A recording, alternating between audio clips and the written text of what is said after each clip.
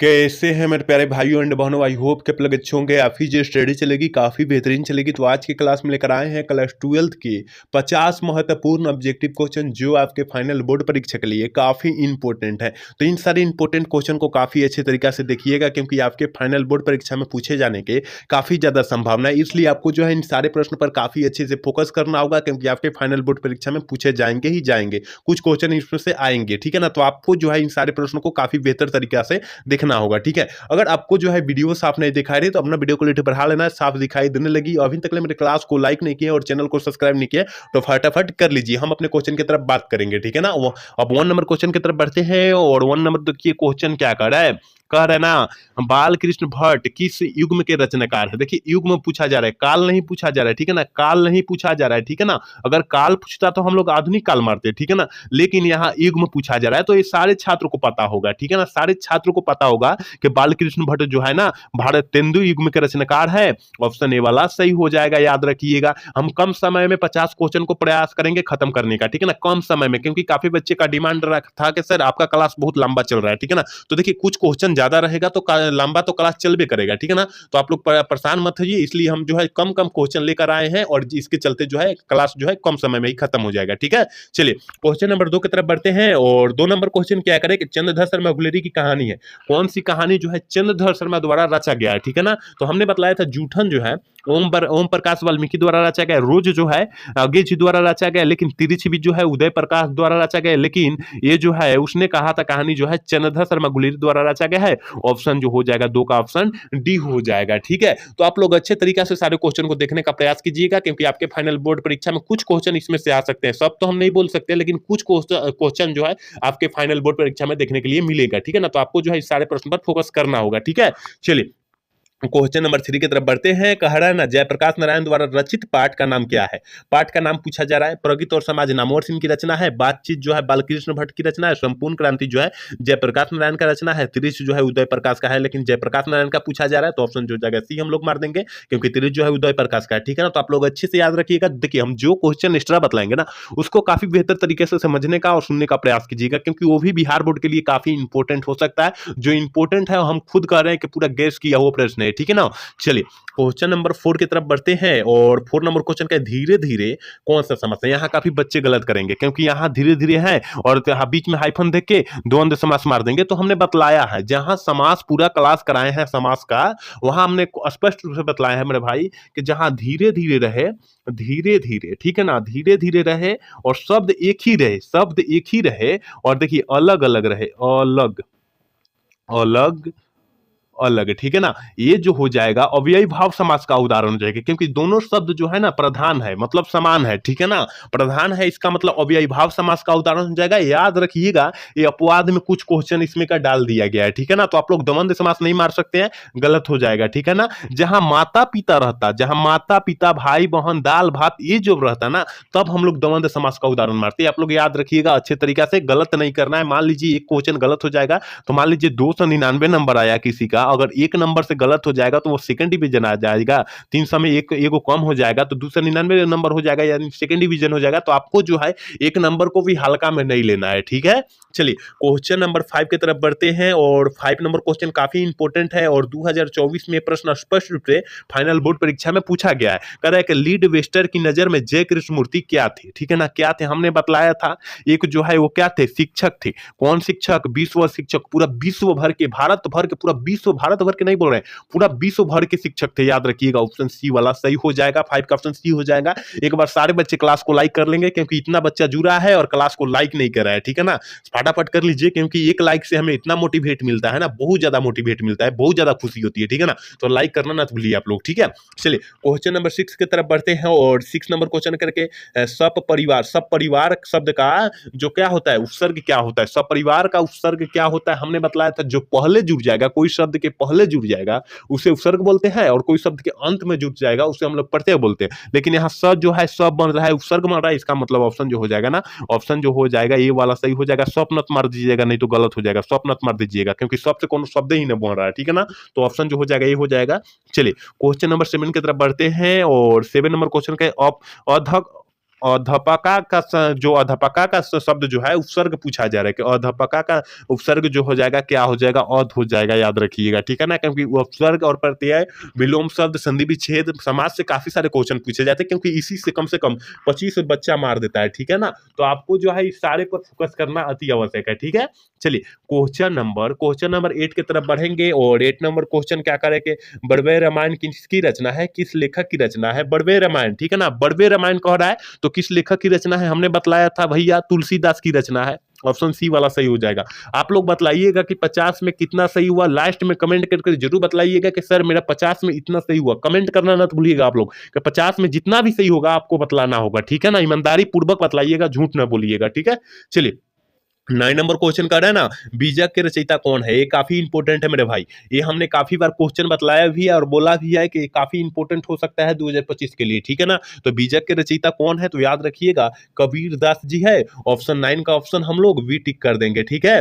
चलिए question number 10 क्या कह रहा है कि ओ सदा नीरा किस विधा के अंतर्गत आता है। ओ सदा नीरा जो है याद रखिएगा एक प्रकार निबंध है, और ये निबंधकार का रचना किसका है, एक रचना जो है किसका है या निबंधकार इस कैथी का पाठ का निबंधकार कौन है, वो सदा नीरा, तो जगदीश चंद्र माथुर मारिएगा, अच्छे तरीका से याद कर लीजिएगा, ठीक है। चलिए क्वेश्चन नंबर 11 क्या कह रहा है कि सिपाही की माँ के रचयिता कौन है। हमने काफी बार बोला है कि सिपाही की माँ के रचयिता जो है ना, याद रखिएगा कौन है, मोहन राकेश जी है। ऑप्शन ए वाला सही हो जाएगा। अगे जी रोज कहानी के चर्चा किए हैं, और जगदीश चंद्र माथुर अभी हमने बतलाया कि वो सदा नीरा पाठ के चर्चा जो है जगदीश चंद्र माथुर ने किया है, याद रखिएगा आप लोग, ठीक है ना। इन सारे प्रश्न पर काफी फोकस कीजिएगा, क्योंकि हम जो एक्स्ट्रा क्वेश्चन बतला रहे हैं ना, वो अपने अनुभव से अपने गेस किया हुआ प्रश्न बतला रहे हैं, ठीक है ना। सेट नहीं किया है, लेकिन हमने सोचा कि संगे संगे हम कराते चलेंगे, ठीक है। चलिए क्वेश्चन नंबर 12 क्या करें, शिक्षा शीर्षक पाठ की निबंध के रचयिता कौन है। पाठ के मतलब निबंधकार की रचना कौन है। हमने बोला था कि रचना से काफी सारे क्वेश्चन पूछा जा रहा है, ठीक है ना, जो बच्चों को याद नहीं होगा, ठीक है ना, जो बच्चों को याद नहीं होगा तो याद रखिएगा शिक्षा कह रहा है, शिक्षा मारिएगा जय कृष्णमूर्ति, ऑप्शन ए वाला सही कर दीजिएगा। और पूछेगा कि जय कृष्णमूर्ति का पूरा नाम क्या होता है, तो जिद्दू कृष्णमूर्ति मार दीजिएगा आंख मूंद कर आप लोग, ठीक है ना। चलिए क्वेश्चन नंबर 13 का कह रहा है ना, कह रहा है कि अर्धनारीश्वर पाठ में के लेखक कौन है, अर्धनारीश्वर का, तो याद रखिएगा हमने बतलाया था दिनकर जी हैं, तो उसका पूरा फुल नाम क्या होता है, रामधारी सिंह दिनकर है। ऑप्शन जो हो जाएगा सी वाला सही हो जाएगा, याद रखिएगा। और एक प्रकार का ये जो है काल्पित रूप है, ठीक है ना, अर्धनारी पाठ ईश्वर का जो है ना शंकर और पार्वती का काल्पित रूप है। इसी क्लास में प्रश्न मिलेगा ही आपको, ठीक है ना। चलिए क्वेश्चन नंबर 14 क्या करें, जय कृष्णमूर्ति का पूरा नाम। हमने बतलाया अभी 2 क्वेश्चन पहले बतलाया कि जय कृष्णमूर्ति का पूरा नाम जिद्दू कृष्णमूर्ति, तो कहां पर दिया है, देखिए ऑप्शन बी वाला में दिया है। ऑप्शन बी वाला टिक कर देंगे, क्योंकि देख लीजिए हम लोग जो क्वेश्चन बतला रहे हैं ना, गेस किया हुआ ही प्रश्न बतला रहे हैं, ठीक है। चलिए 15 नंबर क्वेश्चन कर रहा है, भूषण की कविता में कौन सा रस पाया जाता है। देखिए यहाँ काफी सोच समझ के मारिएगा कि भूषण जी की कविता में कौन सा रस पाया जाता है, तो याद रखिएगा वीर रस पाया जाता है। ऑप्शन जो हो जाएगा सी हो जाएगा। और पूछेगा जायसी जी की कविता में कौन सा रस पाया जाता है, तो याद रखिएगा श्रृंगार रस पाया जाता है, ठीक है। चलिए क्वेश्चन नंबर 16 क्या कह रहा है कि कवियों का कवि किस कवि को कहा जाता है, ठीक है ना। कवियों के कवि कहे, एक होता है प्रेम के पीर के कवि, ठीक है ना, पीर के कवि कहा जाता है, पीर के कवि कहा जाता है। तो ये लगाइएगा जायसी जी का, मलिक मोहम्मद जायसी जी का है, ठीक है ना, ये जो है मलिक मोहम्मद जायसी जी का, याद रखिएगा। लेकिन यहाँ कवियों का कवि जो है शमशेर बहादुर सिंह को कहा जाता है। दोनों प्रश्न पर काफी अच्छे डिमांड कीजिएगा, कमांड कीजिएगा, क्योंकि आपको जो है ना ये काफी इंपॉर्टेंट हो सकता है आपके फाइनल बोर्ड परीक्षा के लिए, ठीक है ना। तो आपको याद रखना होगा मेरे भाई, ठीक है ना, दोनों प्रश्न।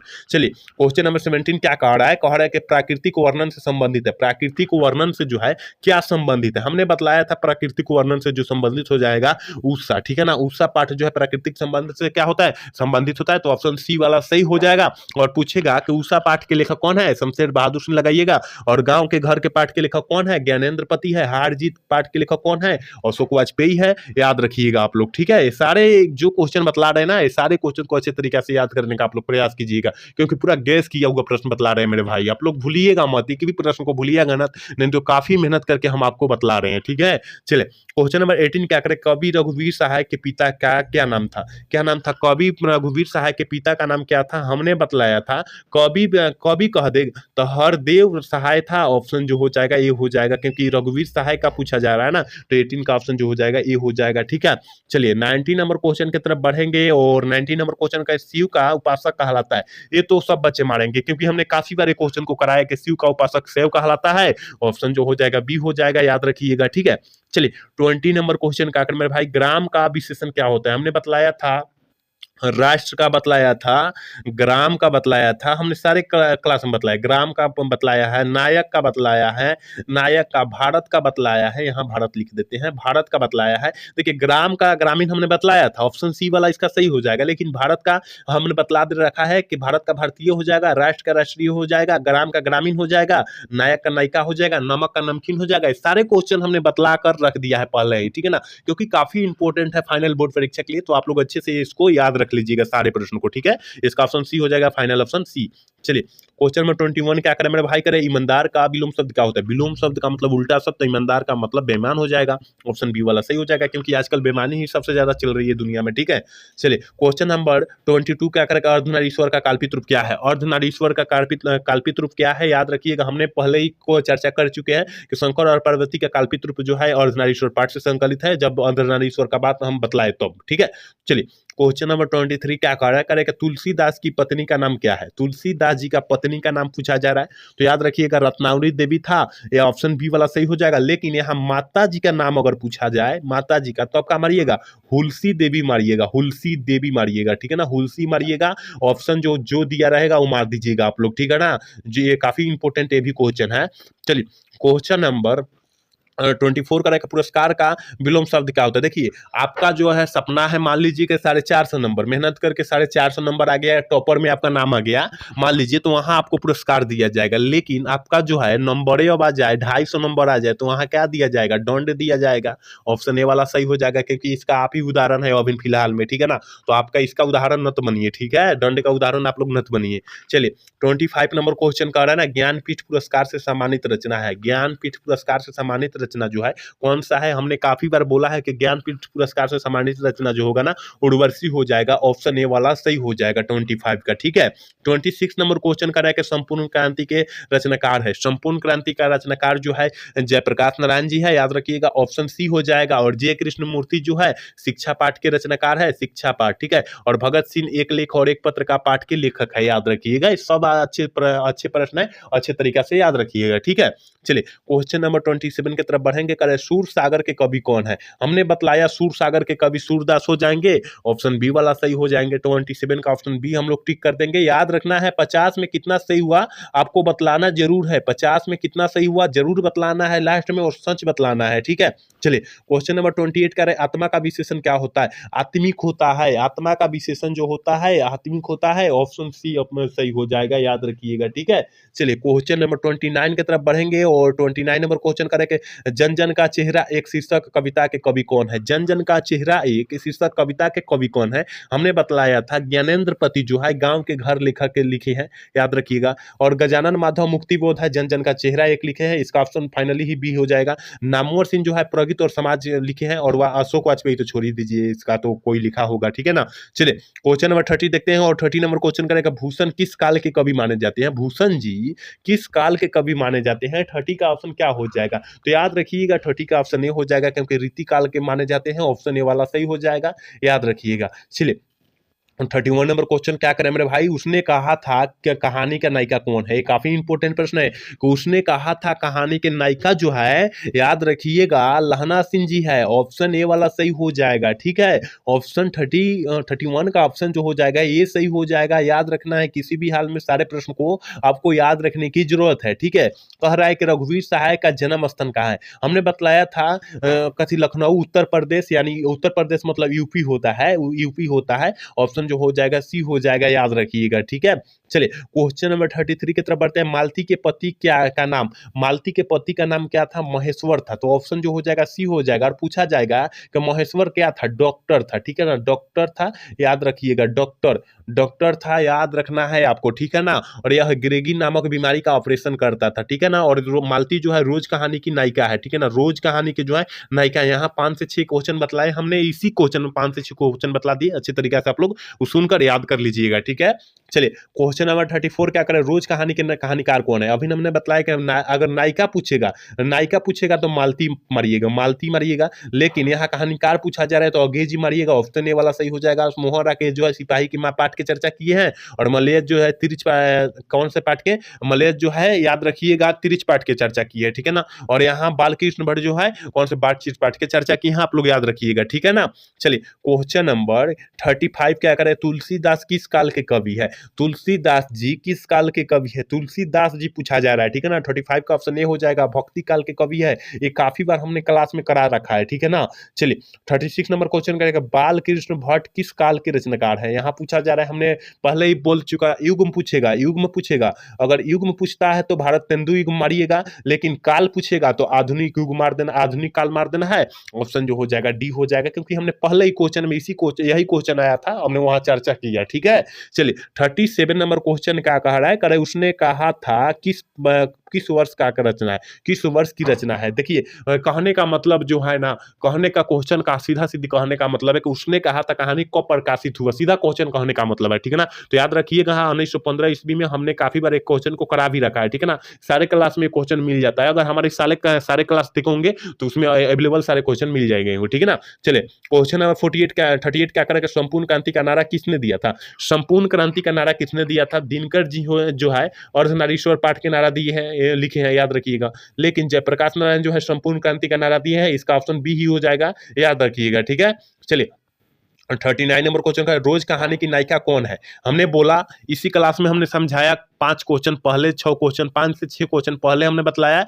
कि रोज कहानी की नायिका जो हो जाएगी मालती हो जाएगी। ठीक है ना, मालती हो जाएगी, ऑप्शन जो हो जाएगा ए हो जाएगा, और ये रोज पाठ से संबंधित है, याद रखिएगा। रोज पाठ का लेखक जो है अगे जी है, ये भी हमने वहां बतलाने का प्रयास किया। ठीक है ना, कि मालती का पति महेश्वर है, ये भी हमने बतलाया वहां पर। आप लोग अच्छे से सुनने का प्रयास कीजिए, क्योंकि सारा गेस किया हुआ प्रश्न। ठीक है, चलिए क्वेश्चन नंबर 40 क्या करके, इनमें से कौन सी रचना जगदीश चंद्र माथुर की है, कौन सी रचना जो है जगदीश चंद्र माथुर जी की है, तो बातचीत जो है बालकृष्ण भट्ट जी की रचना है, और तिरिश जो है उदय प्रकाश जी की रचना है। हंसते हुए मेरा अकेलापन ये मलय जी की रचना है, लेकिन ओ सदा नीरा जो है ना जगदीश चंद्र माथुर जी की रचना है। इसका option final option B tick कर देंगे, 40 का ऑप्शन बी हो जाएगा। ठीक है, 41 नंबर क्वेश्चन का, जूठन पाठ जो है क्या है, जूठन पाठ जो है क्या है, याद रखिएगा। ओम प्रकाश, देखिए ओम प्रकाश वाल्मीकि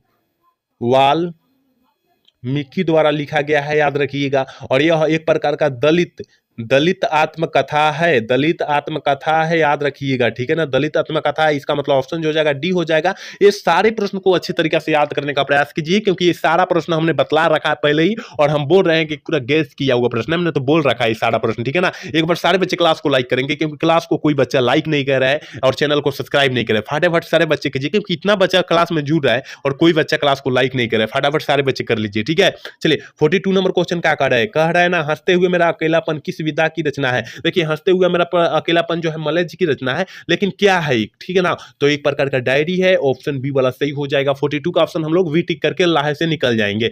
43 नंबर क्वेश्चन करें कि इनमें से कौन प्रेम के पीर के कवि है, प्रेम के पीर कवि कौन माने जाते हैं। हमने बोला इस क्वेश्चन को हमने इसी क्लास में हम समझाने का प्रयास किया, कम से कम 10 से 15 क्वेश्चन पहले जाइएगा तो यहाँ मिल जाएगा कि प्रेम के पीर के कवि कौन है। हमने बतलाया, लिख कर ही बतलाया कि जायसी जी है, प्रेम के पीर के कवि जो है मलिक मोहम्मद जायसी जी है। ऑप्शन जो हो जाएगा ये वाला सही हो जाएगा, याद रखिएगा। सारे प्रश्न को सुनने का प्रयास कीजिएगा, देखने का आप लोग प्रयास कीजिएगा, क्योंकि 2025 के लिए सारे प्रश्न काफी इंपोर्टेंट हो सकता है। ठीक है, चलिए क्वेश्चन नंबर 44 क्या कर रहा है कि सूरदास किस भाषा के कवि माने जाते हैं। सूरदास जी किस भाषा के कवि माने जाते हैं, तो हमने बतलाया है मेरे भाई कि ब्रज भाषा के कवि माने जाते हैं। 44 का ऑप्शन बी हो जाएगा, याद रखिएगा। आपको बतलाना है कि 50 में कितना सही हुआ, कितना, क्योंकि इतना आसान क्वेश्चन है तो 50 में 50 सही होना चाहिए आपको। ठीक है ना, 50 में 50 सही होना चाहिए, लेकिन बतलाना है गलत या सही, आपको बतलाना है कि 50 में मेरा इतना सही हुआ, झूठ नहीं बोलना है, सच बोलना है, ठीक है। चलिए 45 नंबर क्वेश्चन कर रहा है कि तुलसीदास के बचपन का नाम क्या था। ये काफी इंपॉर्टेंट है कि तुलसीदास जी का बचपन का नाम जो है राम बोला था, क्योंकि राम भक्ति थे। ये ऑप्शन जो हो जाएगा ये वाला सही हो जाएगा, ठीक है। 46 नंबर क्वेश्चन कर रहे हैं कि नाभादास के दीक्षा गुरु कौन होता है, कौन है। देखिए शिक्षा गुरु और दीक्षा गुरु में अंतर होता है, क्योंकि जो शिक्षा दिया रहता है उसे शिक्षा गुरु कहते हैं, दीक्षा गुरु जो है उससे मतलब देखने का भालने का क्या करता है, पालन पोषण करता है, उसे हम लोग दीक्षा गुरु कहते हैं। लेकिन नाभादास के दीक्षा गुरु कौन थे, 46 का ऑप्शन बी हो जाएगा, स्वामी अग्रदास थे, ऑप्शन बी वाला सही कर देंगे। नरहरि दास मत मारिएगा नहीं तो गलत हो जाएगा, ठीक है। चलिए 47 नंबर क्वेश्चन करके भूषण को भूषण की उपाधि किसने दी, काफी इंपॉर्टेंट है और 2024 में प्रश्न पूछा गया है कि भूषण को भूषण की उपाधि जो है किसने दिया था, तो याद रखिएगा राजा रुद्रा शाह ने दिया था, ऑप्शन सी वाला सही हो जाएगा 47 का, ठीक है ना। सारे क्वेश्चन का अच्छे से जवाब देना आपको अति आवश्यक है, ठीक है। चलिए क्वेश्चन नंबर 48 क्या कह रहा है, पुत्र वियोग किसकी रचना है। हमने बतलाया था कि पुत्र वियोग जो है सुभद्रा कुमारी चौहान का रचना है, ऑप्शन ए हो जाएगा। रघुवीर सहायक अधिनायक पाठ का चर्चा किए हैं और अवधेश जी रोज पाठ का चर्चा किए हैं और अशोक वाजपेयी जी हार जीत पाठ का चर्चा किया। हमने सारा क्वेश्चन अवेलेबल बतला रखा है पहले ही, ठीक है ना। आप लोग अच्छे से सारे क्वेश्चन को अच्छे से टिक करने का प्रयास कीजिएगा, ठीक है। 49 नंबर क्वेश्चन क्या कर रहा है, अनुराग का विलोम शब्द क्या होता है। ये तो आंख मूंद कर सारा बच्चा मारेंगे, क्योंकि ये तो बबुआ वाला सवाल है, ये तो 9 क्लास से ही आप लोग पढ़ते आ रहे होंगे, ठीक है ना। तो अनुराग का विलोम शब्द क्या होता है, विराग होता है, ऑप्शन बी वाला सही कर दीजिएगा। और आज के क्लास के लास्ट क्वेश्चन यानी 50 नंबर क्वेश्चन है कि आसमान टूटना मुहावरे का अर्थ क्या होता है। आसमान टूटना मुहावरे का अर्थ क्या होता है, हमने काफी बार बतला रखा है कि भैया आसमान टूटना मुहावरे का अर्थ जो होता है अचानक मुसीबत आ जाना, ऑप्शन जो हो जाएगा बी हो जाएगा। याद रखिएगा अचानक मुसीबत आ जाना, आपके मान लीजिए कि बोर्ड का एग्जाम है और आपका एक जो परीक्षा आप लोग देने वाले हैं जिस हाथ से, वही हाथ आपका क्या हो जाएगा, क्रिक हो जाएगा। बहुत बच्चा का हो जाता है इस तरह, ठीक है ना। तो आपको उस तरह लापरवाही नहीं करना है कि आपका हाथ में और शरीर में कुछ फेंकता है, ठीक है ना। आपको उस तरह का उदाहरण नहीं ले लेना है, ठीक है ना। तो यहाँ 50 क्वेश्चन बतलाए हैं, तो याद रखिए 50 में आपका कितना सही हुआ, 50 में आपका कितना सही हुआ आप लोग बतलाना भूलिएगा मत, जरूर बतलाइएगा यहाँ पर, ठीक है ना। कमेंट करके जरूर बतलाइएगा कि 50 में मेरा इतना सही हुआ, इतना सही हुआ, ठीक है ना। सारे बच्चे सच बोलकर बतलाएंगे, ठीक है ना। और आज का क्लास कैसा लगा, अगर अच्छा लगा हो तो चैनल को सब्सक्राइब और लाइक करना ना भूलिएगा। जय हिंद, जय भारत।